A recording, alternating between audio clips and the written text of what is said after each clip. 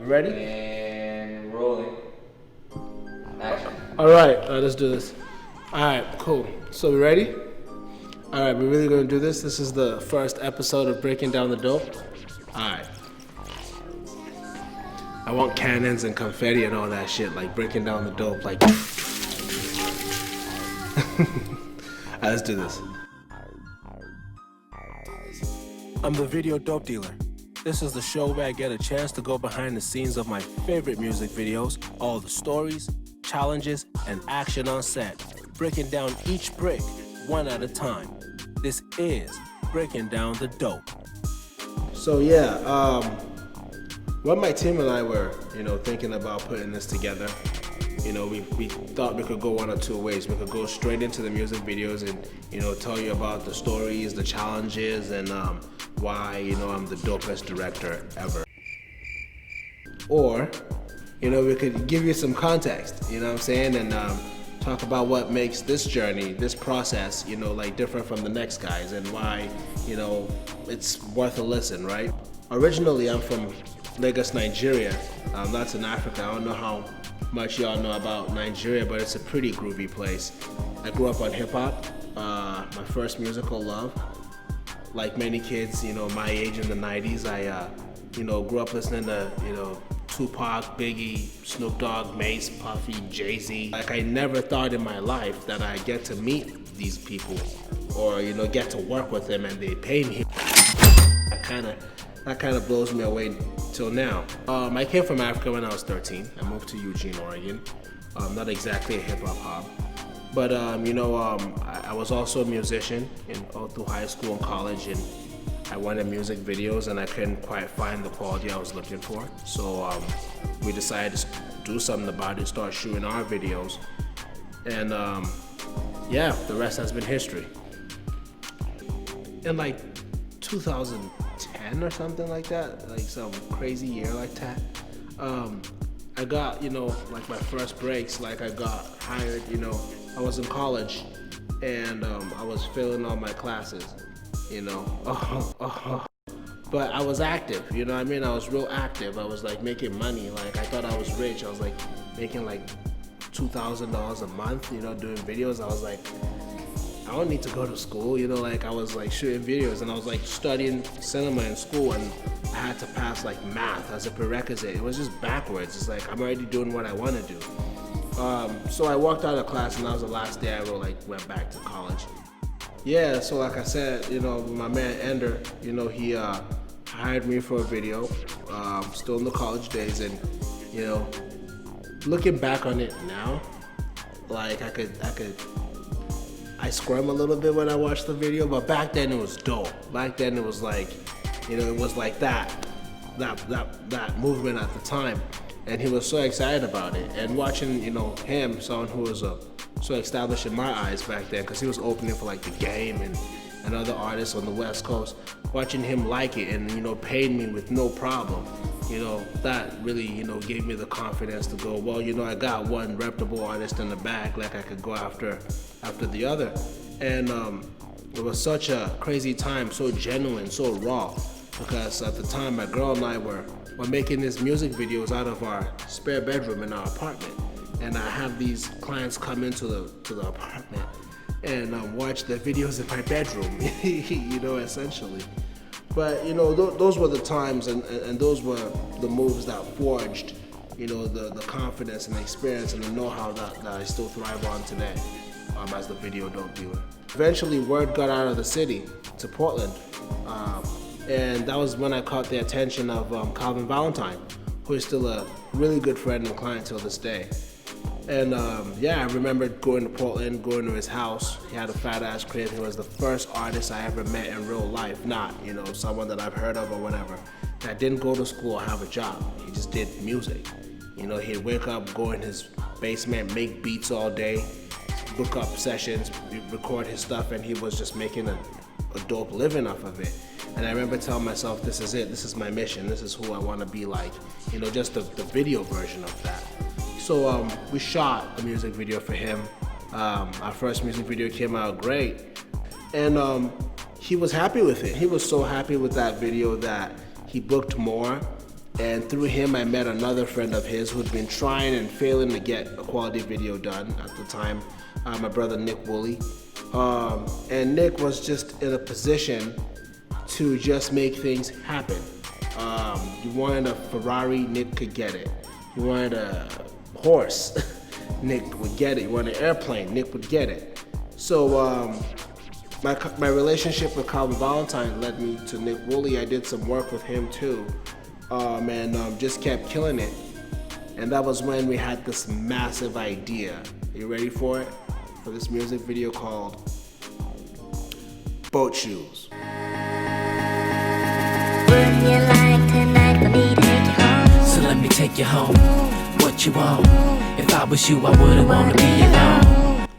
So on the sideline tip, this pisses me off a lot. If you're gonna get a music video, this is free game. If you're gonna do a music video, look at me. Do it right the first time, every time. I cannot tell you how many times I've seen artists invest halfway into a music video with their homie with a camera or whatever have you, and then it's bad.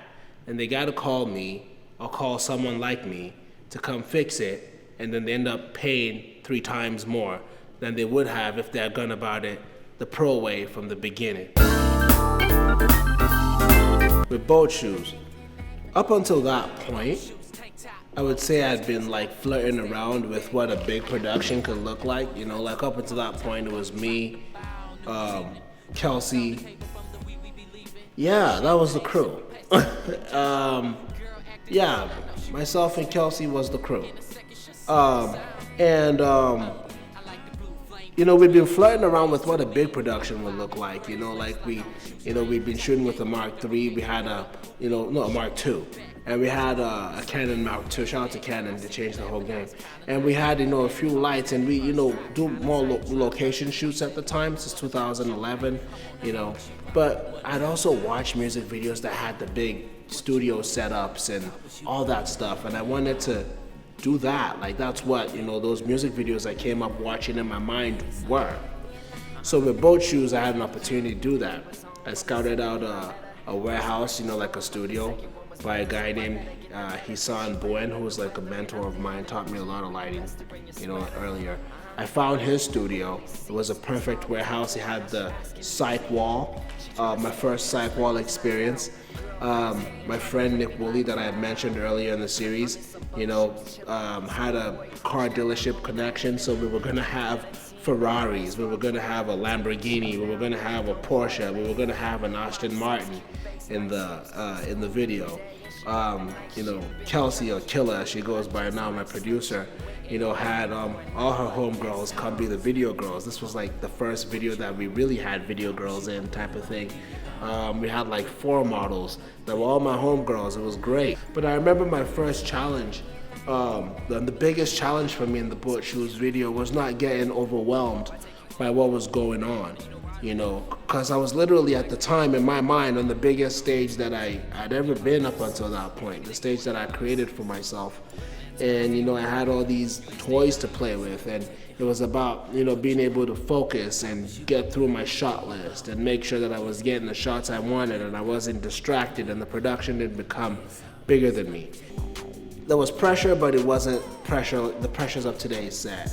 I was shooting much simpler equipment, much simpler lighting techniques, a much smaller crew. But that video really helped me gain a reputation as a director, that was able to provide, production that was bigger than what my peers were doing with the resources that I was given at the time. And that was a mantle, and that is still a mantle that I hold, and I still push. I'm able to give my clients more than other directors might be able to give them at a similar price point. And that's stemming from long-term relationships built in an awesome community like the community that I'm in, and working with a tight-knit crew. But I remember for Boat Shoes, I remember thinking to myself, if I could give my clients an experience that I saw Calvin having on set. He felt like a star. Like he had a strut to him, he had a pep to him. He looked around and was like, man, I could see him living his dream with all these exotic cars and models and all that. And I realized in that moment that if I could give my clients that experience every time I put them in one of my productions, I knew that they'd be happy, and I knew that if they'd be happy, that'd make me happy. And that's kind of been, the driving engine, the driving philosophy behind my brand. And that was the one experience in my career early on I wasn't even the video dope dealer back then, that was just Ife.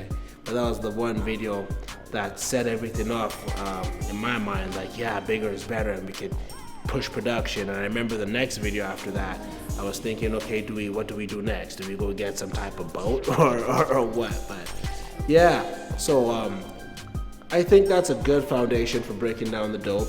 That's like a good piece of context, so to speak. But that was the video that I felt, walking out when I called rap that day. I felt like I just killed it, and I could do that forever. I could feel that forever every day after work.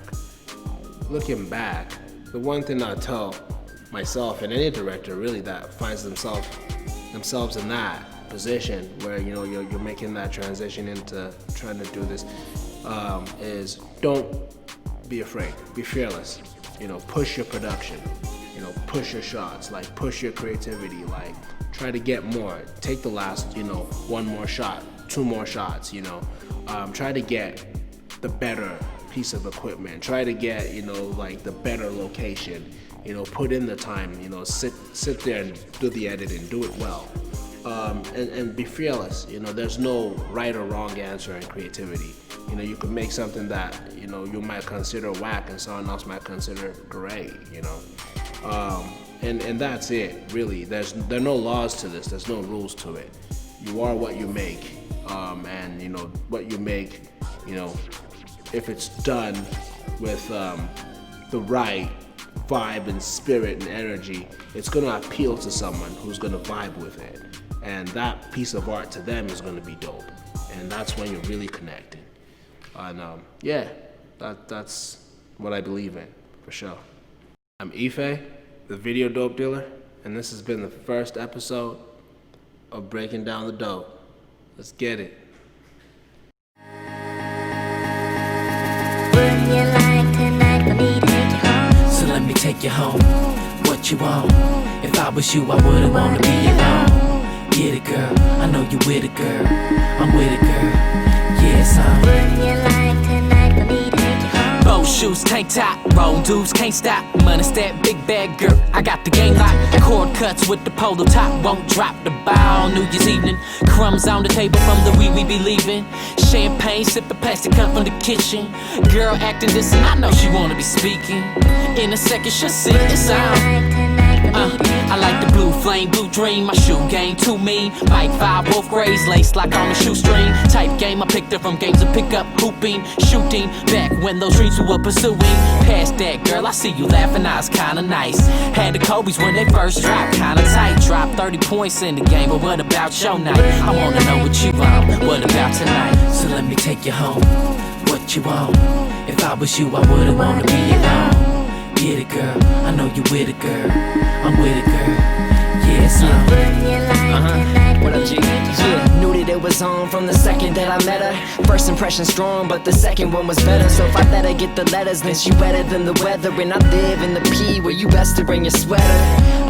I mean, it never really ceased. Saw her once before, now she asking me to leave. She tryna skate, but it's ladies' night out. Girlfriends hating, try to play me like wow.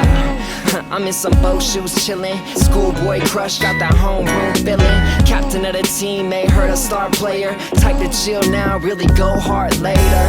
5'6", cute face, nice hips. Go to school in the day and she worked the night shift. Been tryna keep it cool, but I just might slip. She been waiting all week for a night like this. Come on. so let me take you home.